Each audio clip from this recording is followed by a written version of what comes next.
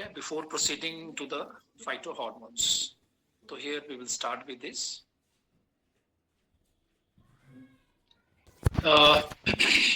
ये Krebs cycle का diagram है. आपको क्रैब साइकिल तो ड्रॉ करने के लिए नहीं आना है, लेकिन जो मैंने कहा था कि कुछ बड़े इंपॉर्टेंट पॉइंट्स हैं जो क्वेश्चन एग्जामिनर यूजली यहाँ से पूछता है. ये मैंने वैसे आपको कल किया था, but I was not having this diagram, this flow chart in my slides. तो today I have included it. तो इसमें 2-3 एरियाज हैं जो बहुत बहुत इंपॉर्टेंट है, राइट. एक तो ये वाला जो हार्मोन है ना, ये this particular succinic dehydrogenase, this is very very important. Examiner यहाँ से पूछेगा, आप एग्जामिनर विल आस्क, ये क्रैब साइकिल जैसे हम सभी जानते हैं कि क्रैब साइकिल कहाँ ऑपरेट होता है. This cycle operate in the matrix of mitochondria. Hopefully आपने लेक्चर को रिवाइज किया होगा और मैं उम्मीद करता हूँ कि आपके पास ऐसा डायग्राम माइटोकॉन्ड्रिया का बना हुआ होगा, ठीक है ना. तो आप इसमें देखते हैं कि माइटोकॉन्ड्रिया के मैट्रिक्स में, और मैट्रिक्स कौन सी जगह है, मैट्रिक्स वो जगह है जो इनर माइटोकॉन्ड्रियल मेम्ब्रेन अपने चारों तरफ एनक्लोज करती है, उसको मैट्रिक्स बोलते हैं. तो और क्रैब साइकिल जो है ये सारा मैट्रिक्स में ही होता है. तो जितने भी एंजाइम्स हैं, ध्यान से सुनिएगा, जितने भी एंजाइम्स हैं जो क्रैब साइकिल में यूज होते हैं, they are all present in the matrix except one, and that is succinic dehydrogenase. ये एग्जामिनेशन पॉइंट ऑफ व्यू से बहुत बहुत इंपॉर्टेंट क्वेश्चन है कि माइटोकॉन्ड्रियल मैट्रिक्स में क्रैब साइकिल के सारे एंजाइम्स प्रेजेंट होते हैं एक्सेप्ट वन एंजाइम कॉम्प्लेक्स, जिसका नाम है सक्सिनिक डिहाइड्रोजिनेज. ये अटैच होता है to the inner mitochondrial membrane. ये अटैच होता है to the inner mitochondrial membrane, that is succinic dehydrogenase. और ये जो इलेक्ट्रॉन ट्रांसपोर्ट चेन है उसका थर्ड कॉम्प्लेक्स बनाता है ये. That is very important to see. This is the third complex that is present in the inner mitochondrial membrane, and that particular complex जो inner mitochondrial membrane में होता है, that is used for the transfer of electrons, जिसको हम कहते हैं electron transport chain.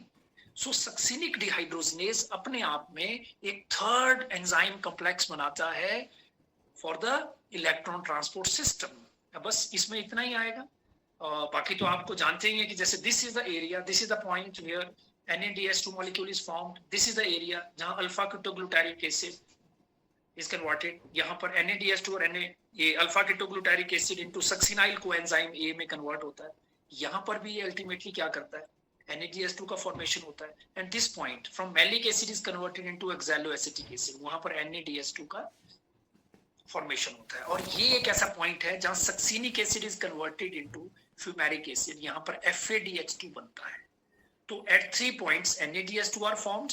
हमने इसको डबल करना है तो 3 3 3 हो गया, 3 multiply by 2 6 हो गया, and 2 FADH2 molecules are formed. और एक जैसी जगह है जहां पर ATP का सिंथेसिस होता है, where succinyl coenzyme A is converted into succinic acid. तो बेसिकली ये 2 ATP बन जाएंगे, ठीक है. तो ये हमारे पास आउटकम आता है क्रैब साइकिल का. तो इसमें सबसे इंपॉर्टेंट चीज ये है, जैसे ये जो कनेक्टिंग लिंक है, ये this is the connecting link. ये कनेक्टिंग लिंक है पायरुविक एसिड और क्रैब साइकिल के बीच में, जब ऑक्सीडेटिव डिकार्बोक्सिलेशन होती है और oxaloacetic acid when combined with citric acid, ठीक है. तो ये हमारा 9 इसमें इंटरमीडिएट्स बनते हैं in a whole of the Krebs cycle, ठीक है. तो ये ऐसे चलता है. तो इसमें 2-3 बातें बड़ी इंपॉर्टेंट है, आप राइट नोट डाउन कर लीजिए. एग्जामिनेशन पॉइंट ऑफ व्यू से यहीं से पूछेगा, एग्जामिनर यही ज्यादा पूछेगा कि कौन से पॉइंट के ऊपर NADH2 की फॉर्मेशन होती है, और बड़ा स्पेसिफिक अगर पूछ लेगा कि भाई ऐसा कौन सा एंजाइम है जो क्रैब साइकिल में होता है लेकिन which is not present in the matrix of mitochondria. This enzyme is present in the inner mitochondrial membrane के साथ ही अटैच रहता है. और मैंने साथ के साथ ये भी ऐड कर दिया कि ये सक्सिनिक डिहाइड्रोजिनेज है, ये इलेक्ट्रॉन ट्रांसपोर्ट चेन का थर्ड कॉम्प्लेक्स भी बनाता है, ठीक है. तो इसमें इतना ही चलेगा. इसके बाद ये हमारा इलेक्ट्रॉन ट्रांसपोर्ट चेन का सिस्टम है, जिसमें हमने ये कहा कि NADH2 मॉलिक्यूल 3 ATP बनाता है, it make 3 ATPs, and FADH2 molecule 2 ATPs form करता है. अब देखिए NADH2 मॉलिक्यूल यहाँ प्रोटॉन को फेंकता है in the inner mitochondrial membrane, मतलब it transfer proton from the matrix. NAD का काम क्या है, ये जो NAD है ना, ये जो इस साइड को देख लीजिए, ये साइड जो है टुवर्ड मैट्रिक्स है, और ये वाली साइड जो है ये 2 मेम्ब्रेन के बीच की जगह है. This place is the place in between the 2 membranes, and this place is toward the matrix. अब मैट्रिक्स से NAD ने प्रोटॉन लिए और इसने कहा दोनों मेम्ब्रेन के बीच प्रोटॉन डाल दिए, and ultimately in the end जो है ना O4 प्रोटॉन्स ट्रांसफर होते हैं, जहां से ऑक्सीसोम्स और एलिमेंट्री पार्टिकल के थ्रू जाकर के वो क्या बनाते हैं, ATPs बनाते हैं। अब देखिए इन दिस डायग्राम स्पेसिफिकली एक NADH2 जब मॉलिक्यूल इस चेन के साथ जुड़ा तो at the 3 point there is a formation of 3 ATP। अगर FADH2 यहाँ बनता है, यहाँ जुड़ता है, तो FAD के बाद केवल 2 ATP ही फॉर्म होते हैं। तो इसका मतलब ये हुआ कि जब FADH2 प्रोटॉन को ट्रांसफर करता है तो 2 ATPs बनाता है, और एक NADH2 मॉलिक्यूल जब किसी इलेक्ट्रॉन ट्रांसपोर्ट चेन में स्टार्ट करता है, सबसे पहला इसको NADH डिहाइड्रोजिनेज जो सेकंड कॉम्प्लेक्स ये बनाता है उसका, तो ये 3 ATP मॉलिक्यूल बनाता है। इसी के बेस पर हमने ये कैलकुलेशन करी है। दूसरा मैंने ये कहा था, शटल के बारे में बात करी थी मैंने, ये जो साइटोसोल है, दिस इज साइटोसोल। साइटोसोल मतलब ये हमारा साइटोप्लाज्म है, ठीक है, और ये माइटोकॉन्ड्रिया की आउटर मेम्ब्रेन है, ये इनर मेम्ब्रेन है, ये मैट्रिक्स है, और ये बीच की जगह है, ठीक है। होपफुली ये डायग्राम आपको क्लियर होगा, ठीक है। ये जो NADH2 मॉलिक्यूल यहाँ बने हुए हैं, these NADH2 molecules are basically formed in the glycolysis। मैंने कल भी कहा था कि 36 ATP भी बनते हैं और 38 ATP भी बनते हैं।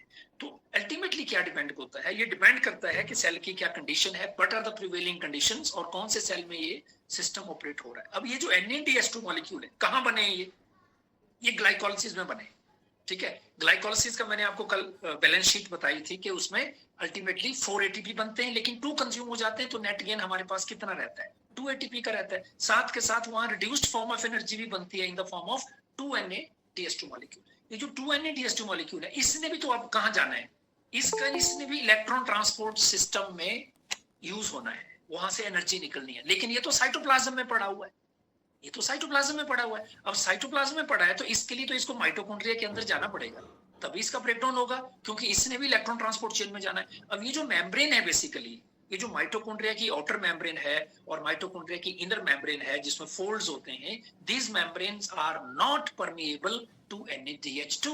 अगर ये परमिएबल होती तो ये मॉलिक्यूल डायरेक्ट वहां से एब्जॉर्ब होकर मैट्रिक्स में पहुंच जाता है, ये एरिया मैट्रिक्स का है, तो हमें कोई दिक्कत नहीं होती। एक NADH2 मॉलिक्यूल 3 ATP बनाता और हमारे पास 38 ATP का प्रोटॉन बैलेंस आता, लेकिन ऐसा नहीं है। ऐसा ना होने की वजह से क्या है, यहाँ पर एक शटल ऑपरेट होता है, ठीक है ना, there is a type of shuttle.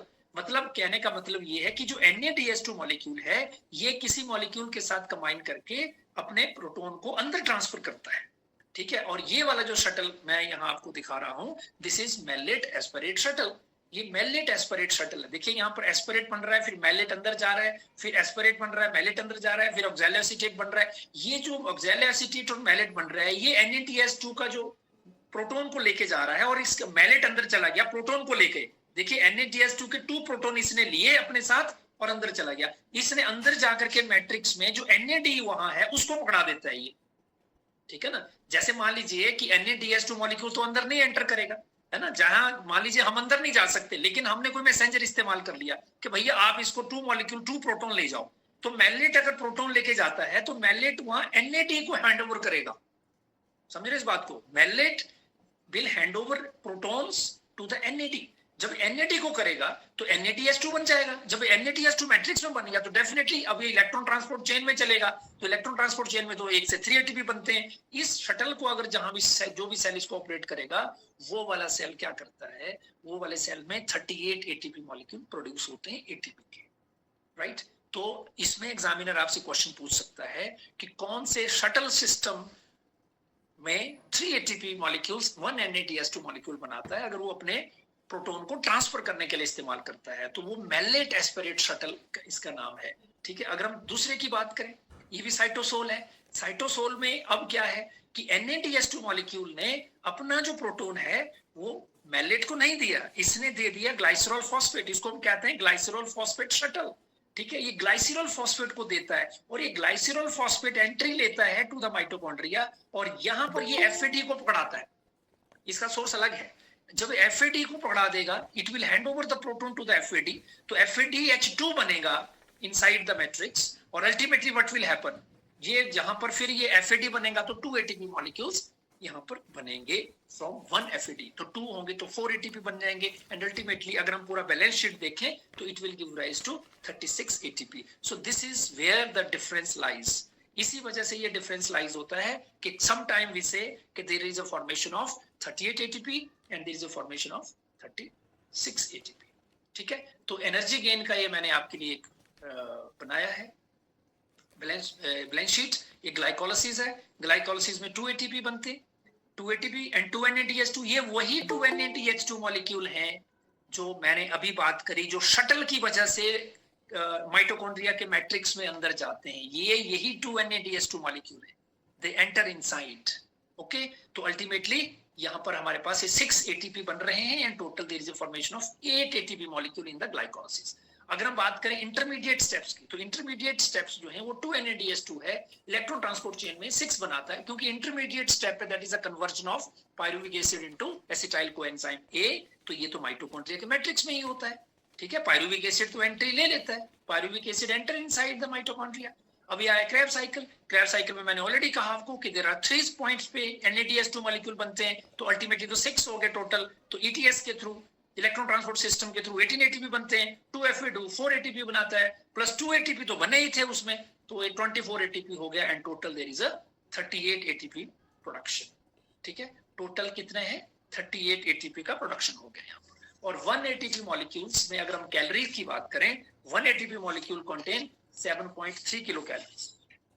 1 ATP molecule में 7.3 किलो कैलोरीज होती हैं, जिसको अगर हम किलो कैलोरीज ना बोल करके that is equal to 7300 calories is present in 1 ATP. और 38 एटीपी में ultimately there are 38 multiply by 7.3 that is equal to 277.4 calories ये होती है। Therefore efficiency of the aerobic system, अगर हम एरोबिक सिस्टम की एफिशिएंसी की बात करें तो this efficiency comes out to be 277.4।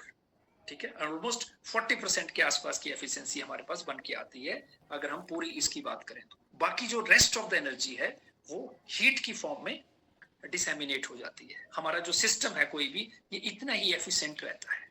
ठीक है, और अगर हम कार्बन डाइऑक्साइड के इमिशन की बात करें तो there is no number of carbon dioxide molecule evolved in one complete glycolysis. Glycolysis में कोई भी कार्बन डाइऑक्साइड का मॉलिक्यूल इवॉल्व नहीं होता। ऑक्सीडेटिव डिकार्बोक्सिलेशन जो कनेक्टिंग लिंक वाले साइकिल में होती है, जिसको हम कहते हैं वन कनेक्टिंग लिंक साइकिल, वहां पर CO2 मॉलिक्यूल निकलता है और CO2 का जो डिकार्बोक्सिलेशन है वो कार्बन इसमें भी क्रैब साइकिल में भी रहता है। ठीक है ना, this what we have seen. Otherwise glycolysis में कोई भी CO2 मॉलिक्यूल का रिलीज नहीं होता। अगर हम यहाँ बात करें इसके, if we see this the release of carbon dioxide, release of carbon dioxide here in this cycle, तो you see कार्बन डाइऑक्साइड यहाँ निकला है, ऑक्सैलोसक्सिनेट डिकार्बोक्सिलेज और अल्फा कीटोग्लूटारिक एसिड, यहाँ भी कार्बन डाइऑक्साइड का रिलीज हुआ है। ठीक है ना, तो these are the steps where carbon dioxide release takes place. Otherwise there is no carbon dioxide release that takes place during the glycolysis. ये important points हैं, तो ये आप अपने लिख सकते हैं नोट्स में। क्वेश्चंस जो है वो अल्टीमेटली इसी पॉइंट से आएंगे, otherwise question will not come from anywhere. ठीक है, एक और टॉपिक है हमारा जिसमें हम कहते हैं RQ। RQ के भी क्वेश्चन आ जाते हैं। अब देखिए RQ क्या है, basically volume of carbon dioxide release to oxygen absorbed in respiration. हम रेस्पिरेशन प्रोसेस की बात करते हैं, कितना वॉल्यूम CO2 का निकला एज कंपेयर टू ऑक्सीजन। जो भी रिएक्शंस होते हैं, क्योंकि हम रेस्पिरेशन की बात कर रहे हैं, क्या बात कर रहे हैं हम? रेस्पिरेशन की। और रेस्पिरेशन किसकी प्रेजेंस में होती है? Respiration takes place in the presence of oxygen. It may or may not take place in the presence of oxygen. There are, because there are 2 type of reactions, aerobic reactions भी होते हैं और anaerobic reactions भी होते हैं। ठीक है, there are certain reactions which are aerobic और एनारोबिक। तो हम बात करते हैं एरोबिक रिएक्शंस की। तो एरोबिक रिएक्शंस में ऑक्सीजन इस्तेमाल होती है, तो अगर ऑक्सीजन इस्तेमाल होती है तो कुछ कार्बन डाइऑक्साइड भी निकलती होगी, तो उसी की ये रेशियो है। जहां तक हम कार्बोहाइड्रेट की बात करते हैं, क्वेश्चन यहाँ से एग्जामिनर डायरेक्ट पूछता है कि वी यूनिटी या 1 RQ किस लेवल में होते हैं। तो आप देखिए इसमें जो रिएक्शन हमने अभी डिस्कस किया, what reaction we have discuss, हमने कहा ये ग्लूकोज का 1 मॉलिक्यूल है C6H12O6, this is glucose. In the presence of 6 molecule of oxygen, it give rise to 6 molecule of carbon dioxide. देखिए यहाँ पर कार्बन के कितने एटम्स? There are 6 और 6 ही यहाँ पर हैं, तो 6 यूज हुए कार्बन और 6 ही रिलीज हुए। ठीक है, तो अगर हम देखें जब हमने ग्लाइकोलाइसिस शुरू किया था तो there was 1 molecule of glucose glucose से शुरू किया था हमने ग्लाइकोलाइसिस में। आप देख सकते हैं, आपने कई बार रिएक्शन पढ़ा भी है, तो आप सबसे पहले लिखते हैं ग्लूकोज 6 फॉस्फेट, है ना, फिर उसको फ्रुक्टोज 6 फॉस्फेट, फ्रुक्टोज 1,6 डाइफॉस्फेट, इस तरह से ये रिएक्शन आगे प्रोसीड होता है। तो ग्लूकोज का हम 1 मॉलिक्यूल लेते हैं और ग्लूकोज के 1 मॉलिक्यूल के अंदर there are 6 atoms of carbon. ठीक है, ये 6 हैं और यहाँ पर भी 6 atom of carbon he release हुए हैं। तो 6 इस्तेमाल हुए, 6 हमने रिलीज किए। अगर हम पूरा बैलेंस शीट देखें, ग्लाइकोलाइसिस में तो कार्बन डाइऑक्साइड रिलीज नहीं होता, there is no release of carbon, but in a connecting link and in the Krebs cycle अगर हम पूरे कार्बन को मॉलिक्यूल को अगर हम काउंट करें तो that will come out to be 6। ठीक है, तो यहाँ पर 6 मॉलिक्यूल ही कार्बन डाइऑक्साइड के रिलीज होते हैं और 6 मॉलिक्यूल ही ऑक्सीजन के इवॉल्व एब्जॉर्ब होते हैं। ठीक है, this is the absorption of oxygen, this is the evolution of carbon dioxide. तो 6/6 दैट इज इक्वल टू 1।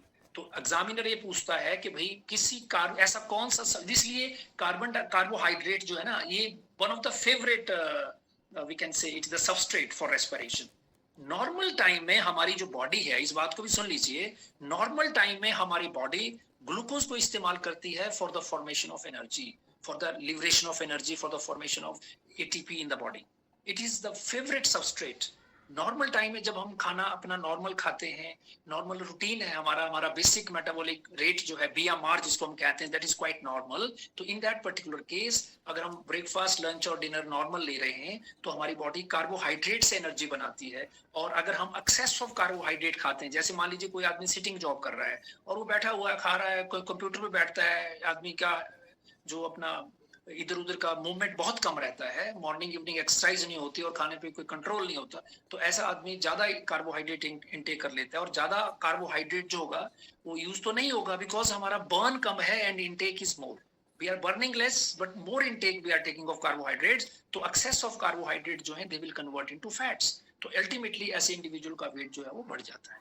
ठीक है, क्योंकि बॉडी जो है नॉर्मली कार्बोहाइड्रेट को इस्तेमाल करेगी, फैट को इस्तेमाल करने की जरूरत ही नहीं पड़ेगी, बिकॉज हमारा बर्न कम है और इनटेक ज्यादा है। तो carbohydrate is readily available for the body for the generation of energy, right.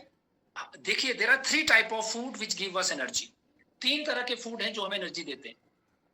There are 3 type of food. कौन कौन से फूड हैं? कार्बोहाइड्रेट तो नॉर्मल हो गया, उसके बाद फैट से भी हमें एनर्जी मिलती है। लेकिन बॉडी फैट पे कब जाएगी? नॉर्मल सर्कमस्टांस में तो नहीं जाएगी। जब हमारा इनटेक ज्यादा है और बर्न कम है तो कार्बोहाइड्रेट इस्तेमाल हो रहा है। अब ऐसी सिचुएशन आ गई कि इंडिविजुअल ने अपना बर्न बढ़ा दिया, मतलब and you have reduce your diet. One individual want to reduce its weight, उन्होंने अपना वर्कआउट बढ़ा दिया, एक्सरसाइज बढ़ा दी, लेकिन इनटेक जो है कम कर दिया। ऐसे केस में बॉडी को एनर्जी तो पूरी करनी है ना, तो बॉडी जो है पूरी एनर्जी करेगा, एनर्जी को करेगा क्योंकि उसने वर्कआउट भी बढ़ा दिया। तो हर वर्कआउट करने के लिए एनर्जी की जरूरत है, तो कार्बोहाइड्रेट इनटेक कम हो रहा है। Individual is taking more of fruit and salads and roughage ले रहा है, ज्यादा फाइबर ले रहा है, फ्रूट्स ले रहा है, but not taking the carbohydrate rich diet, लेकिन काम बढ़ा दिया। अब सुबह शाम आदमी ने 1 घंटा दौड़ना शुरू कर दिया तो वर्क तो बढ़ गया। तो ऐसे केस में बॉडी कहां से एनर्जी बनाएगी? Now body will start making energy from the fat. तो फैट उस टाइम पे हमें एनर्जी देता है जब हमारा बर्न ज्यादा हो और इनटेक कम। और थर्ड चीज आती है protein. Protein is not meant for giving energy also. Protein हमारे लिए कोई एनर्जी बनाने के लिए नहीं बना हुआ है। प्रोटीन तो हम जानते हैं, protein is the structural part of our cell. Proteins are enzymes in nature. Body जो है में जो हमारे बहुत सारे एंजाइम्स हैं, दे आर प्रोटीनेसियस। और बॉडी की जो सिंथेसिस है, हमारे मसल्स हैं, उसमें क्या है? प्रोटीन है। हमारे बालों में प्रोटीन है, हमारे नाखूनों में प्रोटीन है, कहाँ नहीं है? बॉडी के अंदर इतनी सारी प्रोटीन है। तो और स्ट्रक्चर है प्लांट के अंदर, जो हमारे जो सेल का स्ट्रक्चर है उसमें प्रोटीन, हमारी जो प्लाज्मा मेम्ब्रेन है उसका कितना पार्ट जो है ना वो प्रोटीनेसियस इन नेचर है। तो वो तो बॉडी को एक स्ट्रक्चर प्रोवाइड करती है। तो इसका मतलब protein is not meant for this. लेकिन हाँ, इन द केस ऑफ स्टारवेशन, कोई आदमी ने खाना ही बंद कर दिया, ठीक है, individual is not getting adequate food और सफिशिएंट फूड उसको नहीं मिल रहा है, तो ऐसे केस में भाई बॉडी ने तो जिंदा रहना है। अब वो क्या करेगी एक आदमी? अब ऐसा आदमी खाना क्यों बंद करेगा? बात तो ये है, practically it is not possible. Sometime it become possible कि कोई आदमी हंगर स्ट्राइक पे बैठ गया, फास्ट टर्न टू डेथ। आप देखते हैं बहुत सारे ऐसे स्ट्राइक्स होती हैं, आदमी ने 1 दिन नहीं खाया, 2 दिन नहीं खाया, 3 दिन, 4 दिन, 5 दिन, कोई गवर्नमेंट के अगेंस्ट कोई प्रोटेस्ट होते हैं, तो आप देखते हैं गवर्नमेंट की पूरी नजर होती है उस आदमी के ग्लूकोज लेवल के ऊपर। और एक चीज 5-7 दिन के बाद एक ऐसी स्टेज आती है जब इंडिविजुअल की बॉडी में प्रोटीन का ब्रेकडाउन शुरू हो जाता है, and that is one of the most alarming stage. ऐसे केस में फिर ऐसा उस आदमी को क्या करती है सरकार? पुलिस भेजती है, डॉक्टर भेजती है, उसका ग्लूकोज लेवल चेक करते हैं, उसका ब्लड को चेक करते हैं, उसकी बॉडी में अगर कीटोन बॉडीज आनी शुरू हो जाए और उसको फिर क्या करते हैं? जबरदस्ती लाठी चार्ज करके फिर उसको हॉस्पिटल में एडमिट कर देते हैं कि कहीं उसकी डेथ ना हो जाए। मतलब at that particular stage body has started making energy from the protein, otherwise protein की तो जरूरत ही नहीं है। ठीक है ना, क्यों? क्योंकि उसने अब केवल पानी पी रहा है, वो खाना नहीं खा रहा है, लेकिन बॉडी को अपने फंक्शन करने के लिए और इस स्ट्रक्चर को जिंदा रखने के लिए बॉडी को तो एनर्जी ड्रॉ करनी है, कहीं से भी करेगी बॉडी, ठीक है ना। तो ये इन केस में, अदरवाइज 3 जो फूड है they are energy giving food, they provide us energy, but protein की जरूरत नॉर्मल सर्कमस्टांसिस में नहीं होती।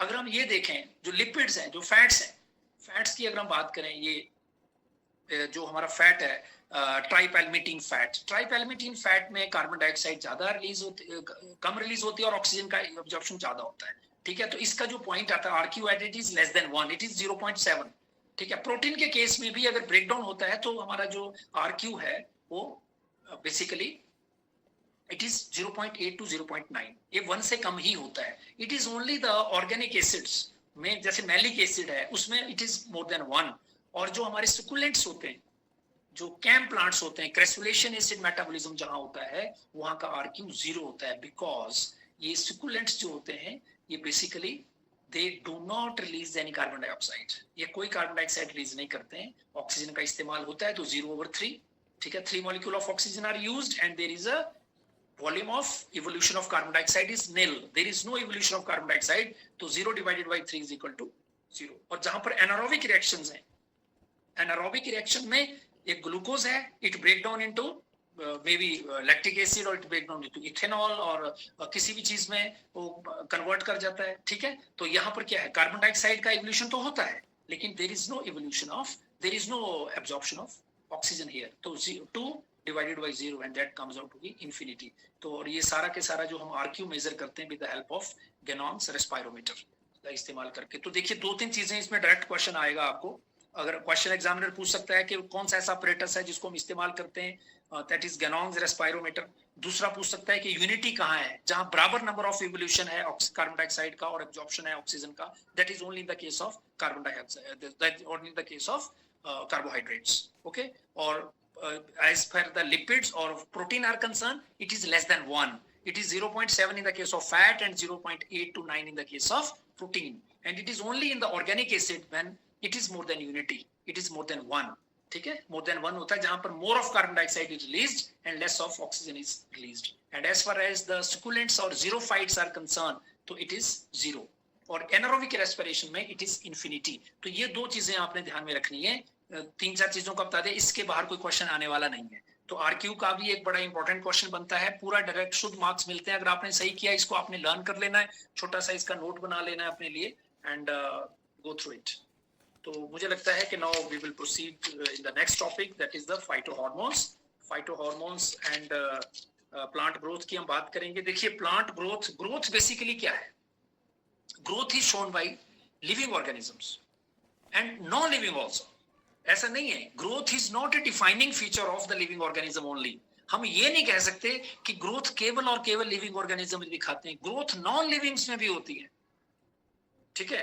ग्रोथ नॉन लिविंग, जैसे सैंड ड्यून्स होती हैं, नॉन लिविंग है, बारिश तूफान के साथ रेत आता है और रेत का टीला जो है बहुत बड़ा हो जाता है 2-4 दिनों में। जैसे हमारे जो जितने सारे माउंटेन्स हैं, माउंटेन्स क्या कर रहे हैं, ग्रो कर रहे हैं भाई, ऊंचे हो रहे हैं, ठीक है, दे आर शोइंग ग्रोथ। और लेकिन जो नॉन लिविंग की जो ग्रोथ है that may be irreversible, but जो लिविंग ऑर्गेनिज्म की ग्रोथ है that is irreversible change in the shape, size and volume. तो यहाँ हमने सबसे इंपॉर्टेंट पॉइंट डिस्कस किया कि ग्रोथ के बारे में अगर हम बात करें, ग्रोथ दोनों शो करते हैं, लिविंग भी शो करते हैं और नॉन लिविंग ऑब्जेक्ट भी ग्रोथ शो करते हैं। And growth is reversible, irreversible in the case of living organism, but it is reversible in the case of non living objects, ठीक है। तो growth is always there, right. अब growth में हम जहां तक हम प्लांट्स की बात करते हैं तो there are different type of hormones which are responsible for the growth.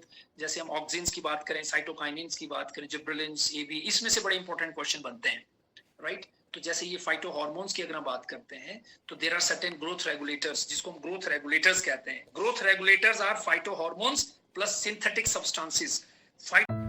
Thank you everyone for watching my video. अगर आपको मेरी वीडियो अच्छी लगी तो please like, share and subscribe my channel. धन्यवाद।